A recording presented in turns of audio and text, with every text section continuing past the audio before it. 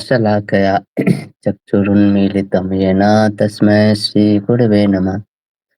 श्रीचैतन्यमनोभीष्टं स्थापितं येन भूतले स्वयं रूप कदा मह्यं ददाति स्वपदान्तिकम्। वन्देऽहं श्रीगुरो श्रीयुतापदकमलं श्रीगुरून् वैष्णवांश्च श्रीरूपं साग्रजातां सहगना रघुनाथान्वितं तं सजीवं साद्वैतं सावधूतं परिजनासहितं कृष्णचैतन्यदेवं श्रीराधाकृष्णपादान् सहगना ललिता श्रीविशाखान्वितंश्च नमो विष्णुपादाय कृष्णप्रेष्ठाय भूतले श्रीमते भक्तिवेदान्त स्वामी निति नामिने नमस्ते सरस्वती देवे गौरवाणी प्रचारिणे निर्विशेष शून्यवादी पाश्चात्य देश तारिणे नमो महावदन्याय कृष्ण प्रेम प्रदायते कृष्णाय कृष्ण चैतन्य नामिने गौरतुसे नमः। हे कृष्ण करुणा सिंधु दीनबंधु जगतपते गोपेश गोपिका कांत राधा कांत नमस्तुते। तप्त कांचन गौरांगी श्री राधे वृंदावनेश्वरी वृषभानुसुते देवी प्रणमामि हरिप्रिये। वाञ्छाकल्पतरुभ्यश्च कृपा सिन्धुभ्यैव च पतितानां पावनेभ्यो वैष्णवेभ्यो नमो नमः। जय श्री कृष्ण चैतन्य प्रभु नित्यानंद श्री अद्वैत गदाधर शिवासादि गौर भक्तवृंद।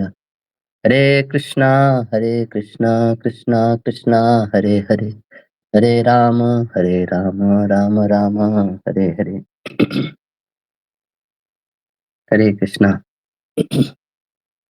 तो आप सभी का स्वागत है भक्ति रसामृत सिंधु कक्षा में। तो हम लोग भक्ति रसामृत सिंधु का 11वां श्लोक के बारे में चर्चा कर रहे हैं। अन्य अभिलाषिता शून्यम ज्ञान कर्मादेनावृतम अनुकूल्येन कृष्णानुशीलनम भक्ति उत्तम। तो श्रील रूप गोस्वामी यहाँ पे उत्तम भक्ति का परिभाषित कर रहे हैं। तो उस भक्ति को लक्षण बता रहे हैं। तो एक स्वरूप लक्षण है, एक तटस्थ लक्षण है। तो जो स्वरूप लक्षण है ना, अनुकूल्येन कृष्णानुशीलनम, इसका हम लोग चर्चा कर रहे हैं। और जो तटस्थ लक्षण है ना, अन्नाभिलाषिता शून्यम ज्ञान कर्मादि अनावृतम। तो इसमें कल हमने जो देखा था वो शीलनम वर्ड, शीलनम मतलब क्यों शीलनम शब्द यूज किया रूप गोस्वामी, क्योंकि शीलनम शब्द यूज करने से सारी क्रियाएं उसमें इंक्लूड हो जाती है ना। दुनिया भर के जितनी क्रिया है सब उसमें इंक्लूड है। तो प्रैक्टिकली कोई भी एक्शन है ना, मनसा कर्मणा वाचा, यानी कि जिससे भी करे, तो सारे चीजें भाव, वो सब चीजें भक्ति के अंतर्गत हो सकती है ना। जैसे दुनिया की कोई भी कार्य है ना भौतिक हो सकता है, उसी तरह दुनिया का कोई भी कार्य आध्यात्मिक भी हो सकता है, कहने का मतलब है ना। इवन हमारा कपड़ा धोना भी भक्ति हो सकता है ना। इवन जूता पॉलिश करना है ना, या चादर ओढ़ना भी भक्ति है ना। किसी को मारना और किसी को बचाना भी भक्ति हो सकता है ना। जैसे वृत्तासुर थे, वृत्तासुर एकदम उनका जो शरीर था एकदम असुर जैसा था, बहुत विशाल। ऐसा लग रहा था कि पूरे आकाश को घेर लिया है ना। और वो सबको मार मार के खा रहे थे देवता लोग को, ऐसे हाथ से उठा के, ऐसे जैसे हम लोग हाथ में कैसे कभी वो ऐसे बिहार में लोग खैनी खाते हैं ना, खैनी खैनी को ऐसे ऐसे मसलते हाथ में, ऐसे मारते वैसे मुंह में रखते। तो वृत्तासुर वो कार्य कर रहे थे है ना। युद्ध में सारे देवताओं लोग को मार रहे थे ऐसे करके। तो तो लेकिन वो भगवान के भक्त थे। इसको कैसे समझा जाए, तो ये डिफिनीशन वहाँ पे अप्लाई करना होता है ना। तो ये पूरा डिफिनीशन हम लोग जब देख लेंगे तो आप जितने भी वेराइटीज ऑफ भक्त देखे हैं सब इसमें फिट हो जाएंगे है ना। और जो इसमें फिट नहीं होंगे वो भक्त नहीं है ना। तो शीलनम वर्ड, और शीलनम कैसा होना चाहिए, कृष्णा अनुशीलनम होना चाहिए है ना। कृष्ण अनुशीलनम करने से मतलब है कृष्ण से संबंधी और कृष्ण के अर्थ में, है ना? कृष्ण से संबंधी मतलब कृष्ण हो गए, कृष्ण के भक्त हो गए, वैष्णव हो गए, गुरु हो गए, ये सारे लोग आ गए। और कृष्ण शब्द बोलने से कृष्ण बस शब्द बोलने से जितने भी भगवत तत्व हैं वो सब आ गए उसमें, है ना? राम की भक्ति भी आ गई, नरसिंह देव की भक्ति भी आ गई, वराहदेव की भक्ति आ गई, कुर्मदेव की भक्ति आ गई, है ना? जितने परशुराम जी की, राम जी की, सब कोई उसमें इंक्लूडेड है ना? चैतन्य महाप्रभु, है ना? तो कृष्ण जो क्या है सभी अवतारों के स्रोत है, भागवत में लिखा गया, कृष्णस्तु भगवान स्वयं, तो कृष्ण के जितने भी अवतार हैं वो सब उसमें इंक्लूड हो गए, है ना? तो आज हम लोग इसके आगे की चर्चा करेंगे। तो ये जो उत्तमा भक्ति है ना? अब कृष्ण अनुशीलनम जब बोल रहे हैं ना, इसका एक मीनिंग है ना? कि ये जो उत्तमा भक्ति है वो सिर्फ कृष्ण और कृष्ण के भक्तों की कृपा से ही मिलती है ना? है ना? तो ये जो भक्ति है ना वो भगवान की स्वरूप शक्ति है ना? मतलब ट्रांसेंडेंटल होती है ना? इंटरनल पोटेंसी जिसको बोलते हैं। तो ये स्पिरिचुअल होके भी हमारे इस मटेरियल शरीर में, है ना? मतलब अप्राकृत होके भी ये शरीर जो प्राकृत है, मतलब कि शरीर, इंद्रिय और मन, इन सब के साथ वो एकभूत होके हमारे अंदर वो आविर्भूत होती है, ऐसा समझिए, है ना? वो भक्ति। इस बात को आगे के श्लोक में रूप गोस्वामी और एक्सप्लेन करेंगे, इसी ग्रंथ के तीसरे अध्याय में, ना? तीसरे अध्याय के पहला श्लोक में इस चीज को बताएंगे। तो ये चीज समझना बहुत इम्पोर्टेंट है। आप लोग आज का क्लास ध्यान से सुनिए, है ना? हो सकता है ऐसी चीजें आपने पहले नहीं सुनी हो। तो भक्ति जो है ना, वो सिर्फ और सिर्फ कृष्ण की कृपा से, या फिर कृष्ण के जो भक्त है ना, उन्हीं की कृपा से आ सकती है। और कोई आ, और किसी वजह से भक्ति हमारे अंदर नहीं आ सकती है। और कोई तरीका नहीं है भक्ति को हमारे अ, अंदर आविर्भूत होने का। सिर्फ कृष्ण की कृपा से आ सकती है या कृष्ण के भक्तों की कृपा से आ सकती है, और कोई तरीका ही नहीं है भक्ति को आने का हमारे पास। तो ये जो हम लोग सुनते हैं ना कभी-कभी कि जो भक्ति है ना वो डोर्मेंट स्टेट में हर हर जीवात्मा के अंदर रहती है, और जब हम साधना करते हैं, जब हम कुछ करते हैं तो यही अंकुरित होके फिर एक वृक्ष के रूप में ये डोर्मेंट स्टेट फिर जागृत हो जाती है। ऐसा आप लोगों ने सुना होगा ना? लेकिन ऐसा शास्त्र ऐसा नहीं बोलते हैं, क्योंकि भक्ति पहले से हमारे अंदर डोर्मेंट स्टेट में है ना? शास्त्र बोलते हैं नहीं, ये प्राप्त होता है हमें, ये पहले से वहाँ पे नहीं है ना? अगर पहले से ही हमारे पास होती, बीज रूप में भी होती, तो हम उस पे एक्ट कर लेते ना। तब तो मतलब ऐसे भी चीज़ देखे जाती कि लोग खुद पे खुद किताब पढ़ के भक्त बन जा रहे हैं। मतलब ऐसी भी चीज़ें देखने को मिलती है। तो यहाँ पे इस कृष्णानुशीलम वर्ड से ये भी समझना पड़ेगा कि ये जो है सिर्फ कृष्ण से और कृष्ण के भक्तों से आते हैं, और इसके अलावा और कोई तरीका नहीं है भक्ति पाने का। और तीसरा कोई ये है ही नहीं उपाय। ना, ना। फिर गोस्वामी आगे लिखेंगे भी, नित्य सिद्धस्य भावस्य प्राकट्यम हृदय साध्यता, ना? प्राकट्यम, प्राकट्यम शब्द यूज किया इन्होंने, ना? प्राकट्यम हृदय साध्यता। तो जब हम लोग जैसे हम लोग साधना भक्ति की बात करते हैं ना, तो साधना क्या है? साधना भक्ति है, और फिर एक साध्य, साध्य है भाव भक्ति, ऐसे करके लोग बोलते हैं ना। तो जनरली साध्य मतलब जो साधना करके जो चीज प्राप्त होता है उसको साध्य बोलते हैं, है ना? है ना? साधना का यही मतलब है कि साधना करके किसी चीज को प्राप्त करते हैं तो उसको साध्य बोलते हैं। कि आप कुछ चीज प्रैक्टिस करो, और वो चीज प्रैक्टिस करने से आपको कुछ चीज की प्राप्ति होती है ना? है ना? वो चीज़ जो पहले से पहले आपके पास नहीं था, है ना? तो यहाँ पे जो साधना का जो लक्ष्य होता है वो कुछ नया क्रिएट करने के लिए नहीं होता है, नया कुछ जन्माने के लिए नहीं होता है ना? मतलब भक्ति के लाइन में, है ना? कि कि वो आपके पास ऑलरेडी कुछ है और उससे कुछ जन्म गया, है ना?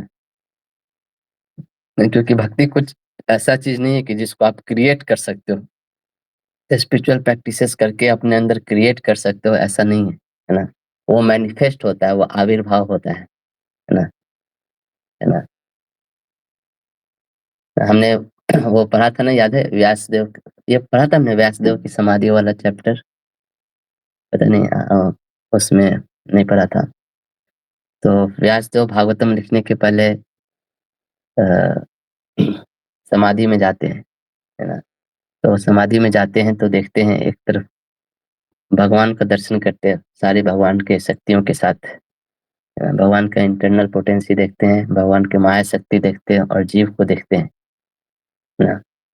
तो इसमें एक ये आता है श्रीमद् भागवतम के पहले स्कंद के 7वें चैप्टर में आता है। तो उसमें 7वें श्लोक में लिखते हैं, भक्तिर् उत्पद्यते पुंसः शोकमोह भयापहा, है ना? तो यहाँ पे एक वर्ड यूज़ किए हैं, उत्पद्यते, है ना? उत्पद्यते मतलब कोई चीज़ जब उत्पाद होता है, मतलब कोई चीज़ जब जनरेट होता है ना? मतलब उत्पद्यते मतलब जनरेट नहीं, मतलब उस भाव में नहीं, मतलब वो जब मैनिफेस्ट होता है कोई चीज़ को तो उसको उत्पद्यते बोलते हैं ना। उत्पद्यते मतलब वो कोई एक फॉर्म से दूसरे फॉर्म में बदल रहा है उसको नहीं बोलते ना। और तो ये हमें बहुत अच्छे से समझना पड़ेगा कि भक्ति जो है ना कृष्ण का इंटरनल पोटेंसी है, अंतरंग शक्ति है ना। और ये जो अंतरंग शक्ति है, ये जो हम जो जीव हैं वो तटस्थ शक्ति के अंदर नहीं होती है पहले से, है ना। जीव जो है वो तटस्थ शक्ति है ना। है ना? और इस जीव में पहले से ये अंतरंग शक्ति नहीं होती है ना। अगर अंतरंग शक्ति पहले से होती जीव के अंदर, तो जीव को कैसे माया या पकड़ लेता? ये प्रश्न उठता है ना। क्योंकि माया कभी भी भगवान के अंतरंग शक्ति के ऊपर नहीं, अंतरंग शक्ति को नहीं ढक सकती है माया, है ना? लेकिन माया जीव को ढकती है ना। अगर जीव के अंदर पहले से वो अंतरंग शक्ति है, तो फिर उस चीज़ को माया अधिकार क्षेत्र के बाहर हो जाएगा। माया कभी उस चीज़ को ढक ही नहीं पाएगी, ना।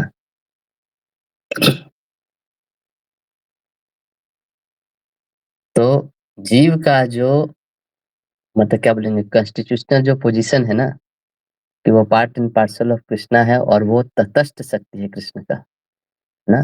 कृष्ण के 3 शक्तियाँ होती है ना, याद है? एक होता है तटस्थ शक्ति, है ना? और एक होता है एक्सटर्नल पोटेंसी। तटस्थ शक्ति मतलब इंटरमीडिएरी पोटेंसी, या इसको क्या बोलते हैं? एक और एक नाम होता है इंग्लिश में। तटस्थ मतलब मार्जिनल, हाँ, हाँ, मार्जिनल पोटेंसी। और एक होता है एक्सटर्नल पोटेंसी, जिसको हम लोग प्रकृति भी बोलते हैं या माया भी बोलते हैं। और एक होता है इंटरनल पोटेंसी, ना, जिसको हम लोग कभी-कभी चित्त पोटेंसी भी बोलते हैं या भक्ति भी बोलते हैं, ना। मतलब सो भक्ति जो है वो भगवान के अंतरंग शक्ति इंटरनल पोटेंसी है ना। इंट्रिंसिक क्वालिटी कृष्ण का, है ना। और ये भगवान के जो एक्सटर्नल पोटेंसी है या मार्जिनल पोटेंसी है उसमें नहीं पाई जाती है ना। सो इसलिए जीव के अंदर ये नहीं होती है पहले से, है ना। इसलिए माया उस जीव को कवर कर सकती है ना। माया उसको अपने अंदर ले लेती है जीव को, है ना। अगर माया भगवान के इंटरनल पोटेंसी अंतरंग शक्ति को भी कवर कर सकती थी, तो देन प्रश्न ये भी उठता है तब तब तो माया कृष्ण को भी कवर कर सकती है कभी, ना। कृष्ण भी तो इंटरनल पोटेंसी अंतरंग शक्ति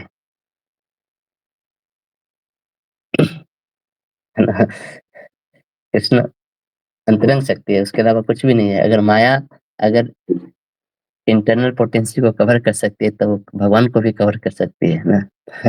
लेकिन ऐसा नहीं है ना। जब जब व्यासदेव ने समाधि में तो देखा, तो जो माया है ना वो निर्लज्ज माना, वो लज्जित है भगवान के सामने, भगवान के पीछे खड़ी है ना। भगवान के सामने भी खड़ी नहीं है वो, है ना? तो इसलिए जितने भी जीव हैं, वो भगवान जीव मतलब हम सारे लोग है ना? जितने भी जीव है, वो भगवान के इस इंटरनल पोटेंशियल अंतरंग शक्ति के विहीन है। मतलब हमारे अंदर वो नहीं है भक्ति, है ना?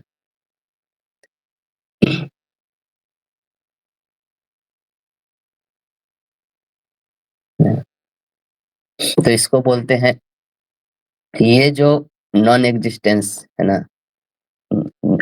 या एब्सेंस, या क्या बोलेंगे, ये जो भगवान के अंतरंग शक्ति जो जीव में जो एब्सेंट है ना, या नॉन एग्जिस्टेंट है, या या इसको बोलते हैं अनादि, ना,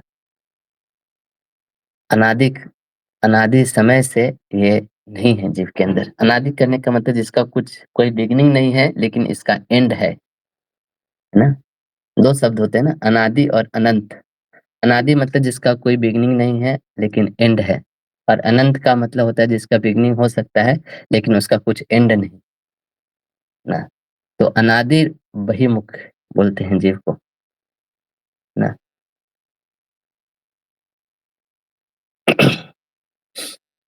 है ना?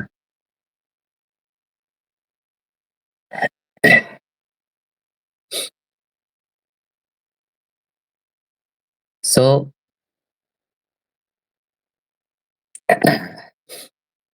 अनादि, अनादि मतलब नो बिगिनिंग, है ना? सो ये बहुत इम्पोर्टेंट है समझना, है ना? तो यहाँ पे जो श्लोक में जो बताया जा रहा है ना, कि जो भक्ति है सिर्फ कृष्ण और कृष्ण के भक्त की कृपा से ही मिलती है ना? ये भगवान की स्वरूप शक्ति वृत्ति है ना? भगवान के स्वरूप, कृष्ण के स्वरूप शक्ति है भक्ति, है ना? उनका अंतरंग शक्ति है, और भगवान का इनहेरेंट पोटेंसी है, ऐसे समझिए, है ना?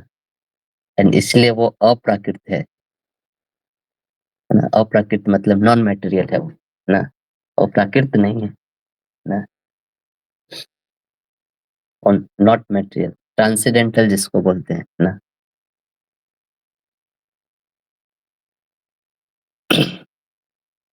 सो फिर ये कैसे होता है? ये जो कंडीशन बीइंग हम लोग जो हैं, या फिर जो जीव है, उसके अंदर ये भक्ति कैसे आ सकती है? तो वहाँ यहाँ पे वो बोल रहे हैं, वो मैनिफेस्ट करती है ना? मतलब वो डिसेंड करती है, ऐसा समझिए। आविर्भूत होती है ना?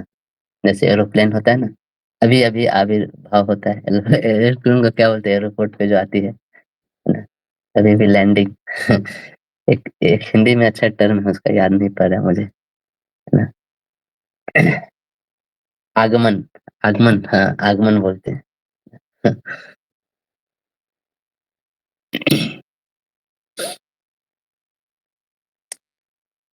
सो ये जो कृष्ण की एनर्जी है ना, अंतरंग शक्ति, वो हमारे शरीर, मन, वाचा, मनसा, है ना, स्पीच में डिसेंड करती है ना?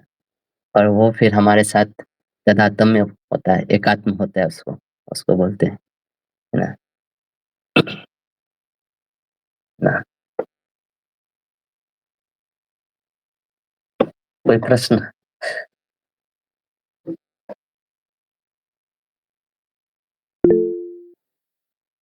यस, माता जी। प्रभु जी, मतलब ये कैसे पता लग सकता है कि किसी जीव के अंदर वो भक्ति जो है वो भी मैनिफेस्ट हुई है या नहीं हुई है? वो कैसे पता चलेगा? हुँ, हुँ, हुँ। उसके लक्षण को देख के, है ना? जैसे अ, जैसे इंटरनल एनर्जी का जो लक्षण क्या है ना? जैसे प्रभुपाद एक एग्ज़ाम्पल देते हैं, है ना? कि आयरन रॉड इन फायर, है ना? आप किसी आयरन रॉड को आग में रखते हैं ना, तो वो जो आयरन रॉड है, वो एकदम गरम हो जाता है, लाल, है ना? आप कभी जो लोहार लोग होते हैं, वो कभी आयरन को गरम करते देखिएगा, एकदम रेड हॉट ऐसे हो जाता है पूरा। वो पता ही नहीं चल आपको बाहर से देख के लोहा ही नहीं लगेगा, वो आग का गोला लगेगा ऐसा, इतना गरम हो जाता है वो।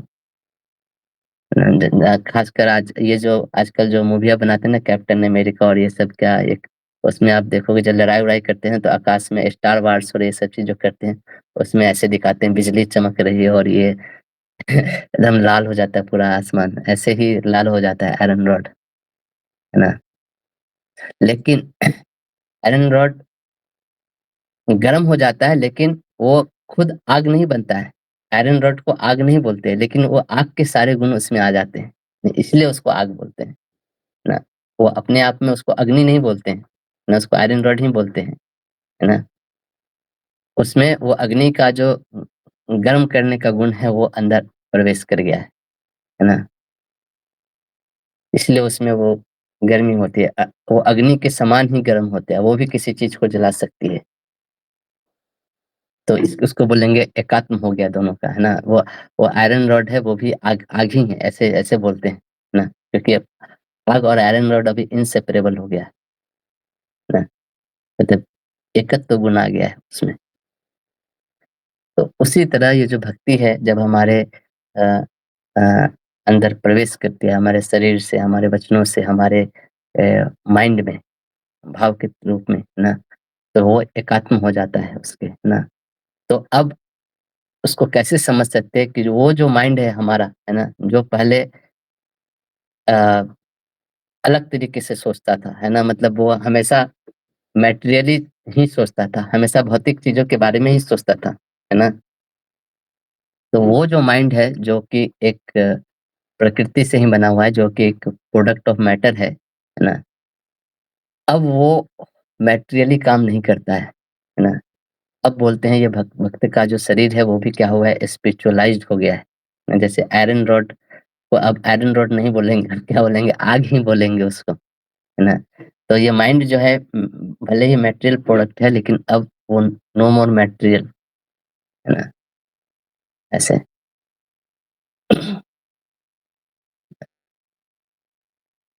तो आयरन रॉड जनरली ठंडा होता है ना? लेकिन अगर उसको आप आग में रखेंगे तो वो रेड हॉट हो जाता है। तो उसका कैरेक्टरिस्टिक्स जो है, उसका गुण जो है बदल गया ना? अब वो किसी को भी जला सकता है। सो उसी प्रकार जब भगवान की जो अंतरंग शक्ति, जो भक्ति वाली शक्ति है, वो हमारे मन में प्रवेश करता है, हमारे इंद्रियों में प्रवेश करता है ना? तो तो वही मन और वही इंद्रियाँ जो पहले भौतिक चीज़ों के पीछे भागा करती थी, पागल की तरह, है ना? अब जब भौतिक जो थॉट्स थे जो विचार थे, है ना? भौतिक की जो इच्छाएँ थी, भौतिक जो फीलिंग, भावनाएँ थी, है ना?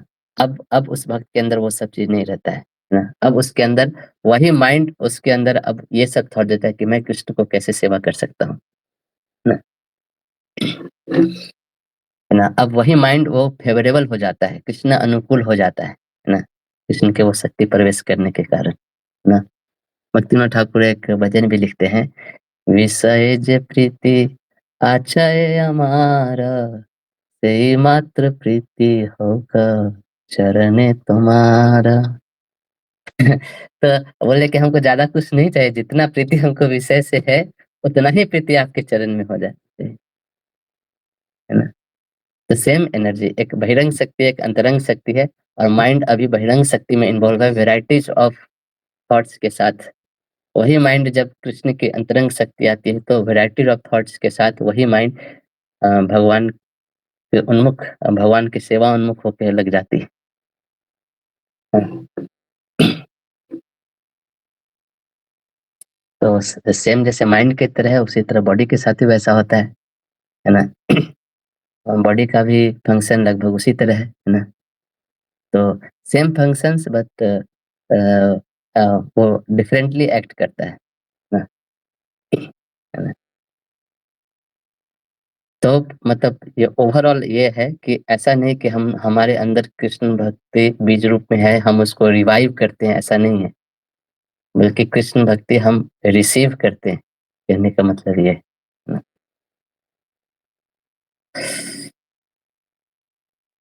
ठीक है, सीता माता जी।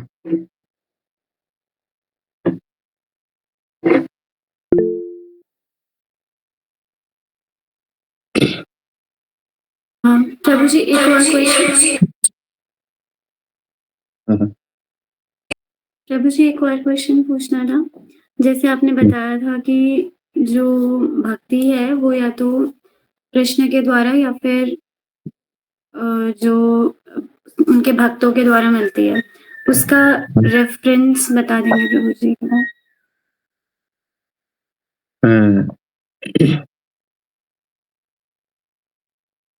हाँ, बहुत जगह है, भागवतम में इस समय भी आता है। रेफ़रेंस अभी रेफ़रेंस याद करना मेरे को अभी श्लोक याद नहीं है, लेकिन भागवतम के 11th कैंटो ये सब में आता है बहुत जगह, है ना? अ,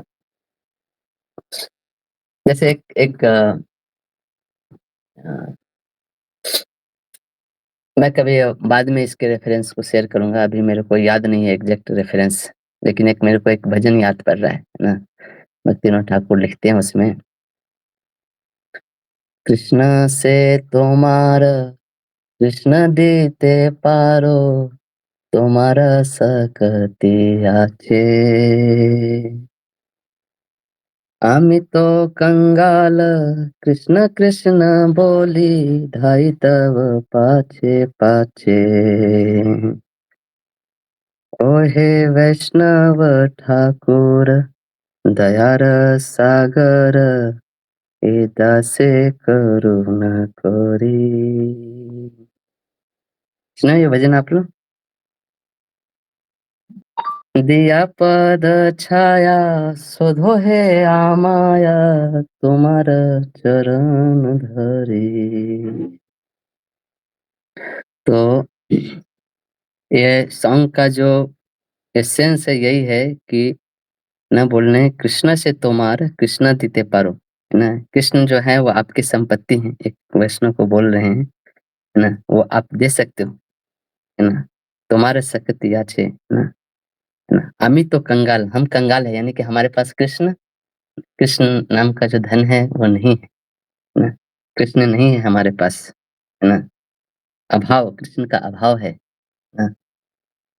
आमी तो कंगाल कृष्ण कृष्ण बोली धाई तव पाछे पाछे, कृष्ण कृष्ण बोल के आपके पीछे पीछे भाग रहे हैं कि कृपा करके दे दो, भगवान के नाम पे दे दो भाभी, कुछ तो दे दो, है ना? ऐसे करके, है ना? ये बोल रहे हैं, एकाकी आमार नहीं पाया बल हरि नाम संकीर्तने, তুমি কৃপা করি श्रद्धा बिंदु दिया देह कृष्ण नाम धने। ओ हे वैष्णव ठाकुर दयार सागर हृदय करुणा करी। दिया पद छाया शोधो हे आमाया तुम्हार चरण धरी। तो हमारा एक ही अ, क्या बोले, एक ही क्या बोलते हैं उसको, क्या जो बोलना चाह रहा हूँ निकल नहीं रहा शब्द। अ, एक ही चांस है हमें, हाँ, एक ही चांस है भक्ति पाने का, कि या वो भगवान की कृपा से मिल सकती है या भगवान के किसी भक्त की कृपा से मिल सकती है ना? हम जो भी साधना कर रहे हैं, जो भी बुक रीडिंग कर रहे हैं, जो क्लास अटेंड कर रहे हैं ना, इतना जो अप डाउन ना, इतना प्रदक्षिणा कर रहे हैं, धाम जा रहे हैं, नाम जप कर रहे हैं, जो कुछ भी कर रहे हैं, तो सारे जो क्रियाएँ हम जो कर रहे हैं, जिसको हम लोग भक्ति समझ के जो एन नंबर ऑफ क्रियाएँ जो हम कर रहे हैं, उससे वो भक्ति में काउंट नहीं होता है। भक्ति डिसेंड होती है। हमारी इन क्रियाओं को देख के, हमारी क्रियाओं को देख के अगर भगवान प्रसन्न हो गए या भगवान के कोई भक्त प्रसन्न हो गए ना, और वो कृपा कर दिए, तो वो भक्ति भगवान की जो इंटरनल पोटेंसी है, वो जो करंट है, वो उस वायर के थ्रू, है ना, वैष्णव के मीडियम के थ्रू हमारे लाइफ में आता है ना? ऐसे ही कहीं पे ये जन्म नहीं सकता है ना? कहने का मतलब। है ना? तो कृष्ण कॉन्शसनेस जो जितने भी एक्टिविटीज़ है, जितने भी क्रियाकलाप है, वो डायरेक्ट भगवान के अंतरंग शक्ति के कंट्रोल में होती है। भगवान के स्वरूप शक्ति के कंट्रोल में होती है। और कोई जो बोनाफाइड गुरु होते हैं, है ना? या कृष्ण होते हैं या कोई कोई वैष्णव है, उनकी कृपा पात्र जब हम बनते हैं, ऐसा जो फॉर्च्यूनेट व्यक्ति होता है, उसको भक्ति मिलता है ना? जब भक्ति मिलता है तो फिर जो हमारे सारे जो एंडेवर्स हैं, वो फिर सारे एंडेवर स्पिरिचुअलाइज़्ड हो जाते हैं, आध्यात्मिक बन जाते हैं। ना इसलिए बोलते हैं गुरु कृष्ण प्रसादे पाए भक्ति लता बीज। गुरु और कृष्ण के प्रसाद यानी कि गुरु और कृष्ण के मर्सी से हमें भक्ति लता बीज मिलती है। ये स्टेटमेंट मैं पढ़ता हूँ तो मेरे को एक चीज़ याद आती है। तो एक भक्त थे। तो हम लोग टेम्पल में पहले डीटी बैकअप सेवा करते थे। डीटी बैकअप सेवा मतलब अ, डीटी किचन में और या डीटी का जो भी प्लेट्स होता है उसको धोना, डीटी रूम को साफ रखना, डीटीज़ के कपड़े धोना, आयरन करना, डीटीज़ को जो भी आरती-उरती होती है उसके प्लेट को साफ करना, ये सब होता था। तो उसमें अ, तो ये होता था कि जो भी डीटी सेवा करने जाता था उसको उत्साह बनाए रखने के लिए जो भी महाप्रसाद जो निकलता था ना, वो सेवक लोग को मिलता था वहाँ पे। तो ऐसे करके तो तो जो भी सेवा करने जाते थे उनकी इच्छा रहती थी। तो जो डीटी इंचार्ज लोग होते थे ना, वो लोग उन लोग को रहता था कि कोई सेवा करेगा तो उसको देंगे। तो तो जब तो हर लोग उनसे संबंध बनाते थे, जो डीटी इंचार्ज है ना, हमको कभी कुछ स्पेशल मर्सी चाहिए तो अच्छा संबंध रहेगा तो मिलेगा ना, है ना? जैसे जैसे आज जैसे जैसे कभी-कभी होता था ना किसी के पेरेंट्स आए मंदिर में घूमने के लिए या कोई ऐसे आया जान-पहचान के लोग, तो उनको महाप्रसाद देना है तो पुजारी से अच्छा संबंध होना चाहिए तभी आपको मिलेगा, है ना?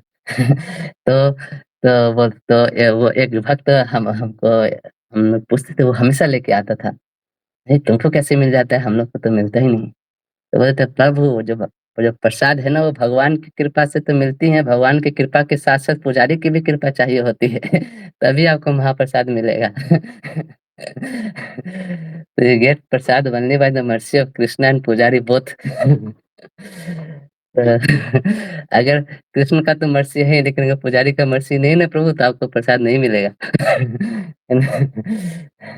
और पुजारी भी प्रसाद बना के नहीं दे सकता है, वो भी कृष्ण को भोग लगेगा उसके बाद ही वो दे सकता है।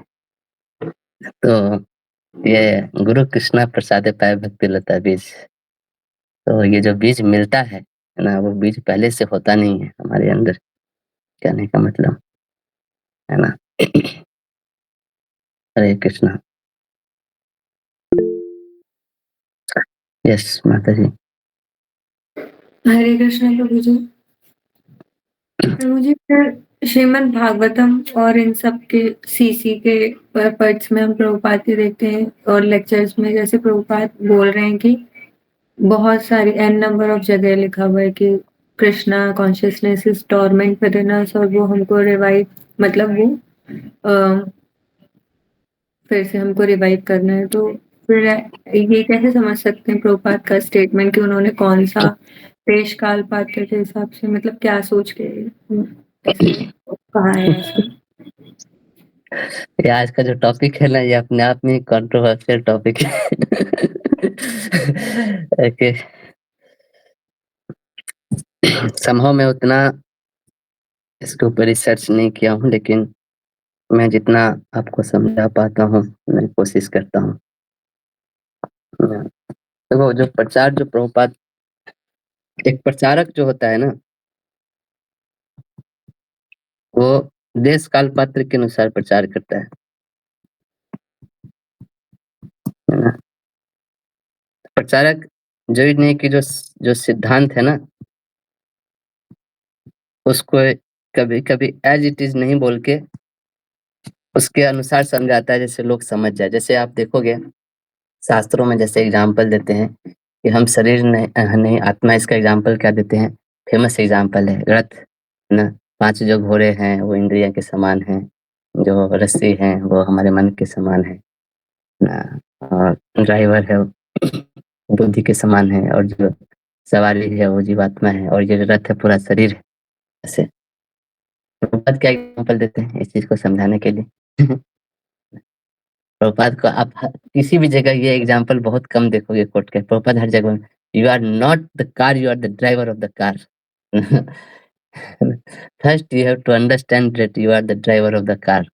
वो जब फॉरेन में प्रचार करे वहाँ पे लोग का उस समय ये रिवॉल्यूशन है, बहुत सारे मोटरसाइकिल्स और कार्स और ये सब चीजें बन रही है, सब लोग बहुत प्रभावित है इन सब चीजों से, नए-नए कार खरीदना मतलब। तो प्रभुपाद जो जो चीज़ वो लोग देखे हैं और जो चीज़ समझते हैं वो लोग रथ देखा है कि नहीं, इस टाइप से घोड़ा देखा है कि नहीं पता नहीं। लेकिन अभी सब लोग कार देख रहे हैं ना, जो लोग जन्मे हैं वहाँ पे, इस समय के अनुसार। तो प्रभुपाद इसलिए कार और ड्राइवर का एग्ज़ाम्पल देते हैं ना। लेकिन कार और ड्राइवर का एग्ज़ाम्पल हमेशा फिट नहीं हो सकता है ना, ना। कोई कोई कोई ऐसे आजकल बोल दे कि अरे तो मालूम है बिना कार जो है ना बिना ड्राइवर का भी चल सकता है, ऑटो मोड में चल सकता है ना। मतलब कि वो एग्ज़ैक्टली फिट नहीं होता है, लेकिन हम उस डिटेल में नहीं जाते, हम वो समझते हैं कि समझाना क्या चाह रहे हैं प्रभुपाद, ना। तो जो एक प्रचारक होता है ना हमेशा देश काल पात्र के अनुसार प्रचार करते हैं। तो प्रभुपाद जब प्रचार करते हैं तो कभी-कभी ऐसा चीज़ आप देखो, प्रभुपाद बोलते हैं back to Godhead. Back to Godhead मतलब वापस जाना। इसका मतलब क्या है कि हम लोग क्या भगवान के धाम से आए हैं? तभी तो बैक लिख सकते हैं ना वहाँ पे। तो तो ऐसा तो किसी भी शास्त्र में नहीं लिखा है कि हम लोग वापस भगवान के धाम से आए, है ना? गॉडहेड से वापस आए फिर, क्योंकि अगर ऐसा होता तो फिर ये स्टेटमेंट गलत हो जाएगा ना, यत् गत्वा न निवर्तन्ते तद् धाम परमं मम। जो भगवान के धाम में एक बार गया वो वापस नहीं आ सकता, तो फिर वो कैसे है कि हम लोग वापस जा रहे हैं वहाँ पे? यानी कि हम लोग पहले वहाँ पे थे तो फिर गिर कैसे गए? गिर गए इसका मतलब ये स्टेटमेंट कैसे ट्रू हो गया? है ना? तो फिर प्रश्न ये उठता है, तो प्रभुपाद ने ऐसा क्यों लिखा? प्रभुपाद ने इसलिए लिखा क्योंकि प्रभुपाद जहाँ प्रचार कर रहे थे ना वो लोग क्रिश्चियन कम्युनिटी से ज़्यादा थे और उनमें कांसेप्ट है बैक टू गॉडहेड का। इससे प्रभुपाद ने भी अपने मैगज़ीन का नाम बैक टू गॉडहेड रखा, हर जगह बैक टू गॉडहेड कोट करते थे। अ, तो प्रभुपाद का बहुत सारा आप भागवतम में भी आप परपोट में देखोगे प्रभुपाद इस चीज़ को लिखते हैं, ठीक है? जीव को कभी एक्सपीरियंस हुआ ही नहीं भगवान का, है ना? मेरे को एक रेफ़रेंस भी याद था, मतलब मैं खुद पढ़ा हूँ लेकिन अभी याद नहीं है रेफ़रेंस। और राधामोहन प्रभु को याद होगा, वो उनको बोलूँगा तो भेज देंगे आप लोग को। बहुत जगह प्रभुपाद लिखते भी हैं। तो प्रभुपाद को ये मालूम था, लेकिन प्रभुपाद जब प्रचार करते हैं ना तो प्रभुपाद बोलते हैं कि हम नित्यबद्ध हैं, है ना? क्योंकि क्योंकि वो जो प्रचार करें ना वहाँ पे ये जो टेक्निकल टर्म्स होते हैं संस्कृत को ना उसको समझाना बहुत मुश्किल है। जब आदमी आपको 10 तरह के चीज़ें पूछ रहा है, आप उसको संस्कृत पढ़ाने लगो, तो फिर वो बहुत मुश्किल है ना? तो सीधे बोल दें कि वी आर इटर्नली बाउंड, है ना? ये बहुत सिंपल स्टेटमेंट है, लेकिन संस्कृत के टर्म्स देखिए मैं जैसे आपको एग्ज़ाम्पल बताता हूँ, हर एक टर्म का एक मीनिंग है, है ना? जैसे एक शब्द होता है नित्य, नित्य का मतलब होता है, यहाँ पे मैं ड्रॉ करके बताऊँ, नित्य का मतलब होता है no beginning and no end, है ना? उस चीज़ को नित्य बोलते हैं। दूसरा होता है अनित्य।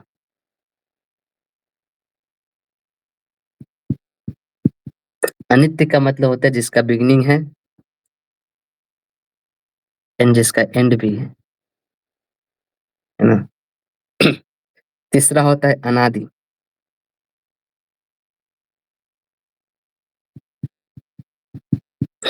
अनादि मतलब जिसका कोई बिगिनिंग नहीं है, लेकिन जिसका एंड है।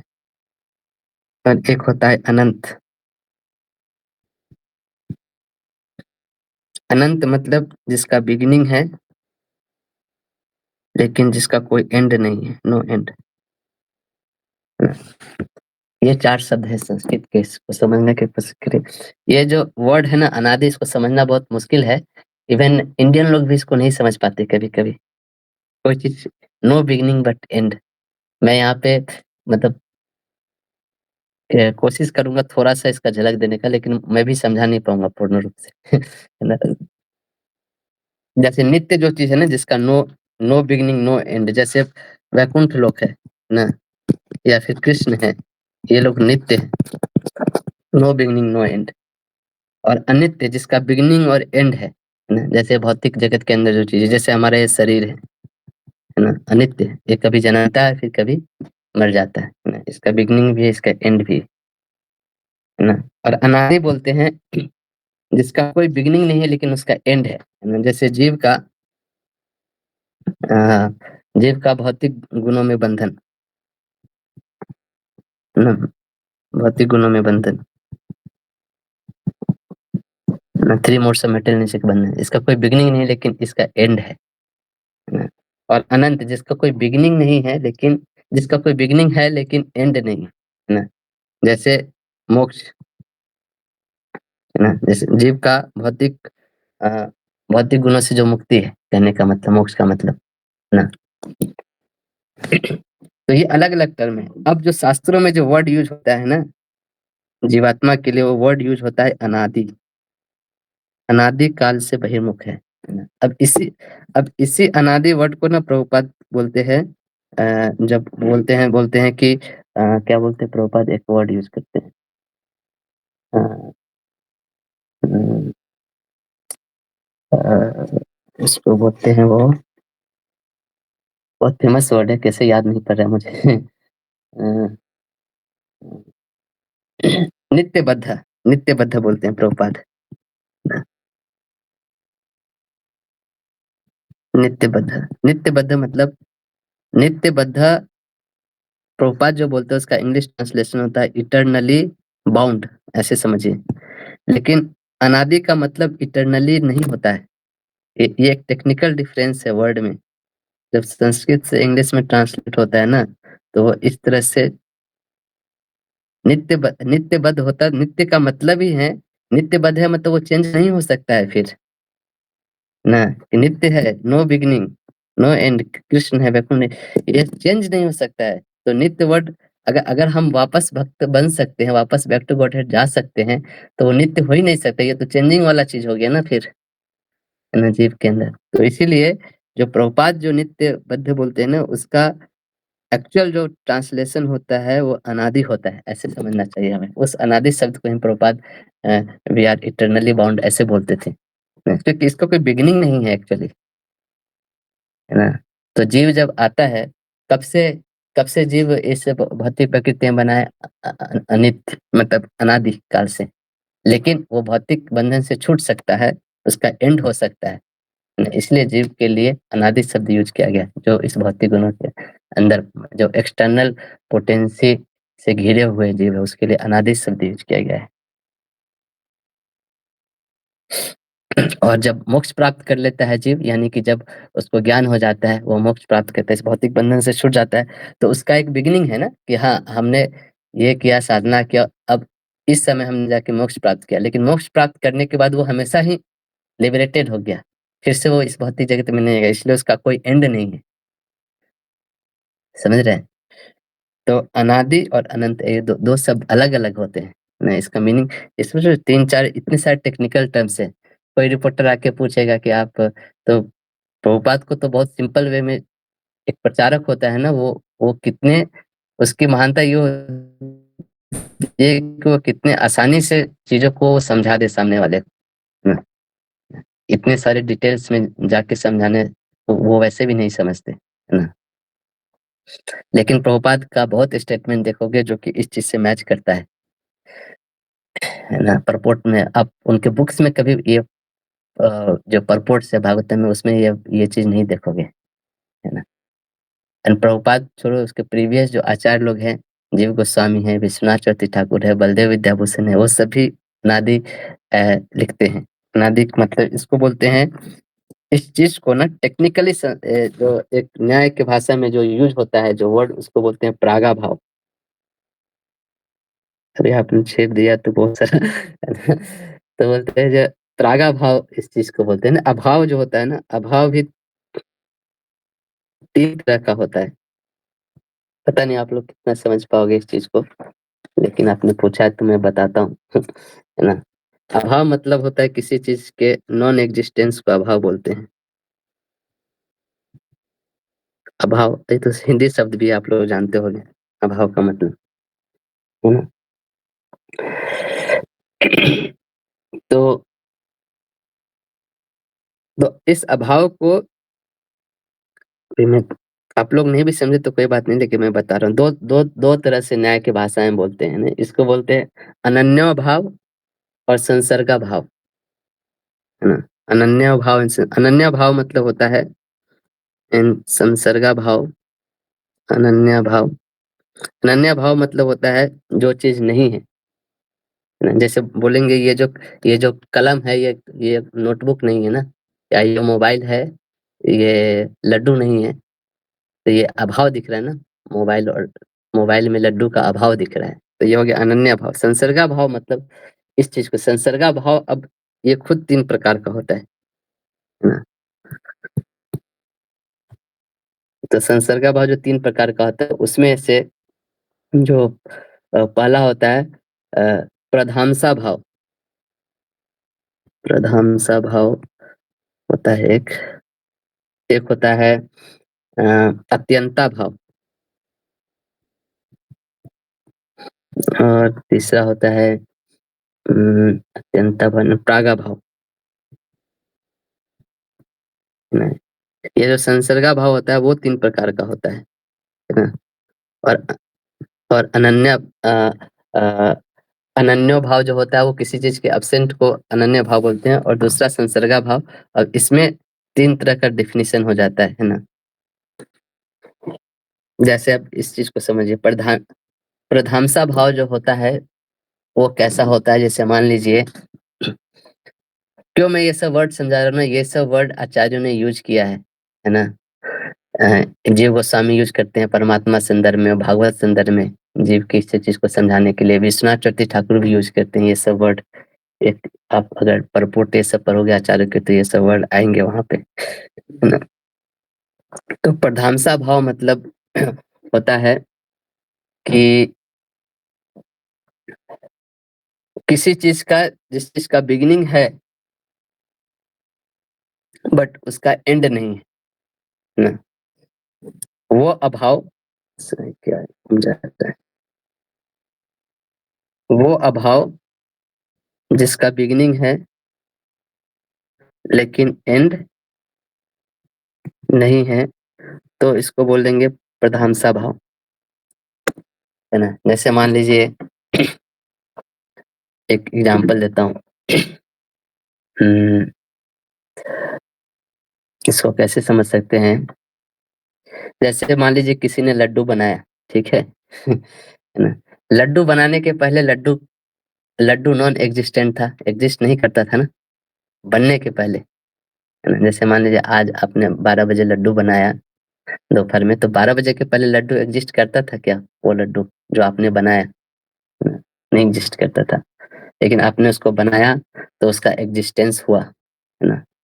और फिर दोपहर में 5 बजे अक्षिता आई, है ना? अपने स्कूल से लड्डू खा गई, है ना? उसको अच्छा लगा, है ना? प्रसाद जनरली बचता नहीं, प्रसाद आप कहीं पे रख के छोड़ दोगे। इस्कॉन में एक ही चीज़ की चोरी होती है, प्रसाद की। ऐसे लोग बोलते हैं, कोई चीज़ की चोरी नहीं होती, प्रसाद की चोरी होती है। तो जब लड्डू खा गए उसके बाद भी वो क्या हो गया? नॉन एक्जिस्टेंट हो गया, है ना? यानी कि उसका जो एक्जिस्टेंस था वो 12 बजे के, वो जो नॉन एक्जिस्टेंस का जो मोड था, वो 12 बजे के पहले था और 5 बजे के बाद है ना? है ना? तो 5 बजे के बाद जो नॉन एक्जिस्टेंस है उसका बिगिनिंग तो है कि हाँ 5 बजे के बाद वो नॉन एक्जिस्टेंस हो गया, लेकिन इस नॉन एक्जिस्टेंस का कुछ एंड नहीं है, हमेशा ही नॉन एक्जिस्टेंस अब रहेगा, वो तो खा गई, समझ रहे हैं? तो इस टाइप के अभाव को प्रधानसा भाव बोलते हैं, है ना? थोड़ा टेक्निकल है इस सब चीज़ों को समझना, लेकिन अ, पता नहीं, ये थोड़ा कंट्रोवर्शियल भी है ये सब चीज़ें समझना, है ना? दूसरा है अत्यंता भाव। अ, अत्यंता भाव मतलब अ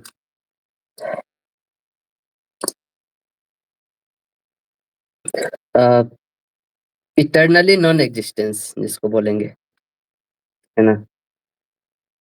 जो कभी एग्जिस्ट ही नहीं करती, है ना? मतलब उसका कोई बिगिनिंग भी नहीं है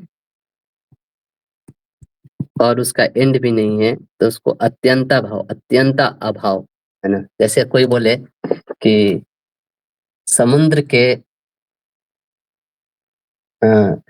के पानी जो है ना उसके बीच में एक आम का पेड़ का होना, ना ना ऐसा कभी पास्ट में हुआ है। तो ये जो नॉन एग्जिस्टेंस समुद्र के बीच में कभी हो ही नहीं सकता ना, आम का पेड़ और उसमें से आम निकलेंगे ना, ये कभी हो ही नहीं सकता ना। जैसे कोई बोले कि हवा में फूल का खिलना, है ना? तो ये अत्यंता भाव हो गया, न न न पहले कभी हुआ है, न अभी है, न आगे भी होगा। तो इसका कोई ये हवा में आकाश में फूल का खिलना ये अत्यंता भाव को दिखाता है ना? इसका कोई बिगिनिंग भी नहीं है, इसका कोई एंड भी नहीं, है ना? तीसरा है प्रागा भाव। तो प्रागा भाव मतलब इसको बोलेंगे प्री नॉन एग्जिस्टेंस, है ना? मतलब जब किसी चीज का क्रिएशन हुआ उसके पहले वो नॉन एग्जिस्टेंस करता था, कहने का मतलब ये, है ना? जैसे मान लीजिए जैसे आपने लड्डू बनाया एक, है ना? तो लड्डू बनने के पहले उसका कुछ एग्जिस्टेंस नहीं था ना, नॉन एग्जिस्टेंट कर रहा था ना, है ना? तो कोई बोले कि ये जो नॉन एग्जिस्टेंस है वो कब से है? इसका कोई आदि नहीं है, कब से नॉन एग्जिस्टेंस है लड्डू? बनने के पहले अरे उसका कुछ बोल ही नहीं सकते, वो अनादि है ना?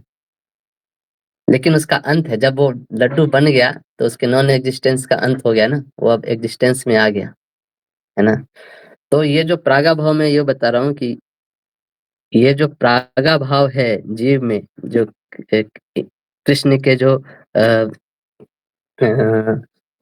ये प्रागा भाव है, ये जो जब हम बोल रहे हैं ना कि जीव में वो भक्ति नहीं होती है पहले से, है ना? वो प्रागा भाव है ना? तो जब कोई बोल देता है ना सीधे अभाव, अब अभाव ये अलग-अलग प्रकार का होता है, ये समझना होता है। एक अभाव एक जनरल टर्म हो गया, लेकिन उसके अंदर भी जीव गोस्वामी क्यों यूज़ करते हैं प्रागाभाव, है ना? ये दिखाने के लिए कि ये इस टाइप का अभाव है, पहले से नहीं है लेकिन बाद में आ सकता है ना? इसका मतलब वो अनादि है, पहले से नहीं है, नो बिगिनिंग, बस उसका एंड है, कहने का मतलब, है ना? तो ये एक बहुत अच्छा न्यूज़ है हमारे लिए। कि हमारे पास पहले से नहीं है लेकिन हम अभी कृष्ण भक्त बन सकते हैं। इसीलिए हमारा नाम है मार्जिनल पोटेंसी। मार्जिनल मतलब वो मार्जिन पे है, वो लाइन के इस साइड भी जा सकता है और वो इस साइड भी जा सकता है ना? तो उसको बनाया ही ऐसा गया है कि उसके अंदर वो एक एक किसी एक एनर्जी के साथ उसको कपल होना है ना? हमारा मिसफॉर्च्यून है कि हमने उस अविद्या के कारण एक्सटर्नल एनर्जी के साथ कपल्ड हो गए हैं। लेकिन गुड न्यूज़ ये है कि हम वो डिकपल होके वापस इंटरनल एनर्जी के साथ कपल्ड हो सकते हैं। तो वो भक्ति हमारे अंदर पहले से नहीं है, वो वो आएगी हमारे अंदर, तो उसी तरह जैसे प्रभुपाद एग्ज़ाम्पल क्यों दे रहे हैं रेड हॉट आयरन का, ये प्रभुपाद का एग्ज़ाम्पल मैं दिया। उससे पहले से आग नहीं है, आग आने के कारण वो स्पिरिचुअलाइज़्ड हो जाती है ना? पता नहीं मैं आप समझ पा रहे हो? मैं जो बोल रहा हूँ? यस प्रभु जी, समझ में आया, पर इसमें 2 डाउट्स है मुझे, क्योंकि छोटे-छोटे ये जो से। चीज़ है उसको एक क्लास में समझाना बहुत ही मुश्किल है। क्योंकि इसमें तो पूरा मतलब एक सेमिनार लग जाएगा, लेकिन आप पूछो डाउट क्या है? हाँ, मतलब जैसे बैक टू गॉडहेड वाले में प्रभुपाद ने इन जनरल समझाने के लिए बैक टू गॉडहेड यूज़ किया था, क्योंकि बाकी सब क्रिश्चियन थे, तो उनको वो समझ में आएगा ज़्यादा। हुँ, पर उनके पर्पट्स में हम देखेंगे तो उन्होंने बिल्कुल जो उनके पर्पट्स अलाइन होते हैं हमारे आचार्यों से, कि उन्होंने लिखा है हुँ, कि नित्यबद्ध है। तो ये वाला हुँ, आपने क्लियर किया कि प्रभुपाद ने पर्पट्स में वही चीज़ दी है जो इटर्नल तक काम आने वाली है अभी। हुँ, तो फिर इस वाले केस में जब प्रभुपाद डोरमेंट कृष्णा कॉन्शियस वाला बोल रहे हैं, हुँ, तो फिर उसमें प्रभुपाद ने जैसे समझाने के लिए उन्होंने हाँ। देश का पात्र के हिसाब से बोला था, फिर परपट में भी वही क्यों ऐसे हाँ, लिखा है? क्योंकि वो जो लिख रहे हैं ना, वो उनके जो ऑडियंस है, जैसे आप कभी लेक्चर देते हैं ना, आप ऑडियंस के अनुसार देते हो, उनके जो ऑडियंस है वो इंग्लिश भाषी लोग हैं। वो लोग एक्सेप्ट नहीं कर पाते हैं कि हमारे अंदर कुछ नहीं है और किसी की कृपा से हमको कोई चीज मिलेगी। उनका जो साइकोलॉजिकल सेटअप है ना, वो वैसा है ही नहीं। अरे हमारे अंदर नहीं है, हमको किसी के सामने गिड़गिड़ाना पड़ेगा, मतलब हम सुपीरियरिटी कॉम्प्लेक्स में वो लोग जीते है ना। उनको बोल दे कि तुम्हारे अंदर नहीं है, तो फिर वो उनको उत्साहवर्धन करने के लिए, तुम्हारे अंदर ऑलरेडी है, बस तुम प्रैक्टिस करो, वो आ जाएगा, है ना। कहने का मतलब वो है।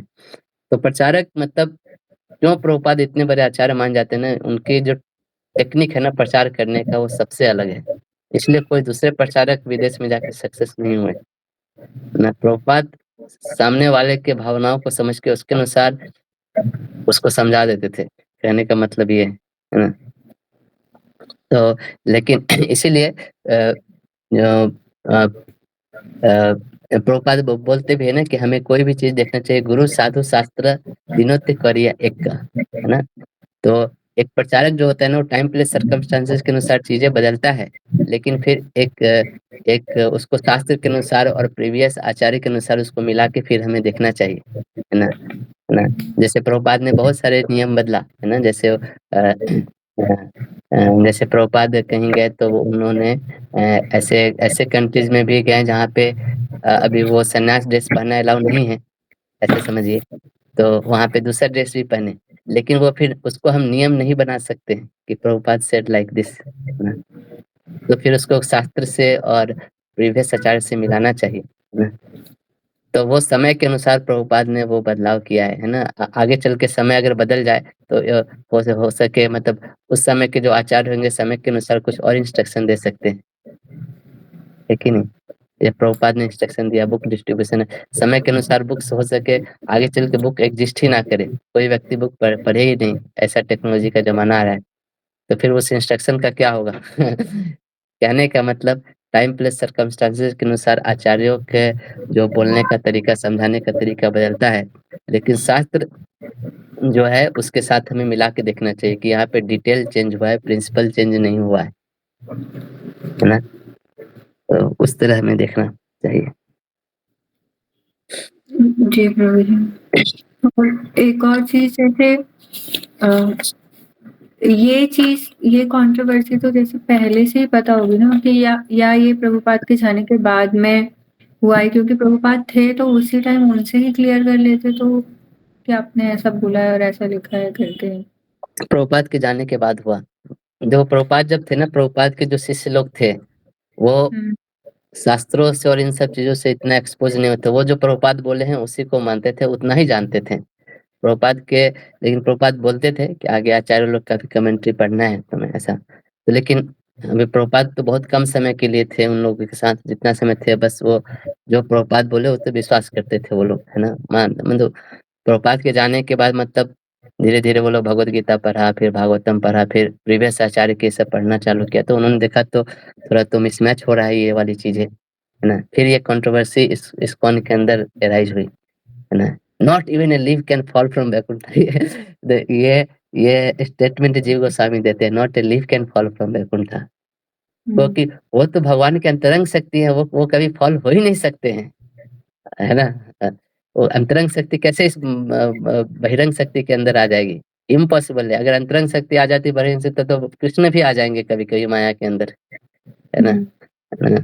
तो फिर तो लोगों के अंदर ये मतभेद पैदा हुआ ऐसे करके। तो इसीलिए हमें गुरु साधु शास्त्र तीनों से मिला के हमें चलना चाहिए, इसलिए शास्त्र पढ़ना बहुत जरूरी है ना, इन चीजों को अच्छे से समझने के लिए, ना। मतलब हम ऐसा नहीं कि हम प्रभुपाद के अगेंस्ट हम कुछ बोल रहे हैं या उनको ये करना चाहिए, उनका तिरस्कार करना के लिए, लेकिन एक एक प्रभुपाद के को समझ के फिर उनको अपने जीवन में अपनाना है। कहने का मतलब ये है उनका मूड क्या है, उनका मिशन क्या है ना।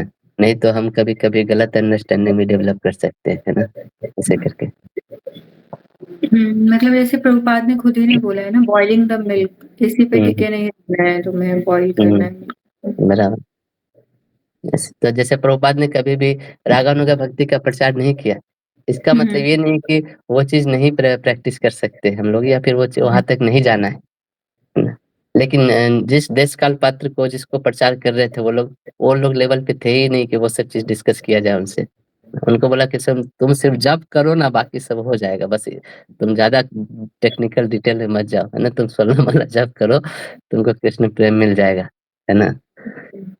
तो इसका मतलब ये नहीं कि प्रभुपाद को ये सब चीज़ मालूम नहीं था, ये सब उनके आप कोई भी परपट उठा के देखो, उन सब चीज़ों से वो क्रॉस नहीं करता है, रागानुगा भक्ति वाले प्रिंसिपल से। उनको पता था, लेकिन वो उतना ही दे रहे हैं जितना सामने वाला ले सके। तो इसी तरह एक प्रचारक का मूड है प्रभुपाद का, तो उस तरह वो प्रचार किए हैं चीज़ों और उन्होंने सक्सेस भी दिखाई है। नहीं, पर मुझे एक और क्वेश्चन है, पर वो बहुत वो लंबा जाएगा, इसलिए कल ले सकते हैं हुँ, ना। जैसे आपने जो अभी वो स्टेटमेंट कहा ना कि प्रभुपाद ने बोला है 16 माला जप करो, जैसे हुँ, प्रभुपाद के वो स्टेटमेंट है कि I will take you back home, back to God and I hmm, have back keys, बस 16 हुँ, माला जप करो, हुँ, 4 प्रिंसिपल फॉलो करो and I will take you back. तो हुँ, फिर वो सब कहाँ जाएगा कि भाव भक्ति नहीं मिली, प्रेम भक्ति नहीं मिली, तो हम स्पिरिचुअल वर्ल्ड में कैसे एंटर होंगे, या इतने में ही हमें मिल जाएगी, ऐसा प्रभुपाद ने बोला, ये कैसे हाँ, सच है? अगर प्रभुपाद ने बोला है तो मिल जाएगी, है ना? हुँ, वो उनकी कृपा से मिलेगी, है ना? हुँ। उनके उनके पास हो सकती है कि वो दे सकते हैं, है ना? He has back keys. हाँ, और कोई नहीं दे सकता है ना? यस प्रभु। ठीक है। थैंक यू सो मच प्रभु जी। हरे हरे कृष्णा। कृष्ण, हरे कृष्णा, दंडवत प्रणाम। यहीं पे एंड करते हैं। श्रील प्रभुपाद की जय, जय श्रील रूप गोस्वामी पाद की जय, भक्ति जय रसामृत सिंधु ग्रंथ की जय। जय। हरे कृष्णा, दंडवत प्रणाम। हरे कृष्ण, हरे दंडवत कृष्ण प्रणाम। दंडवत प्रणाम।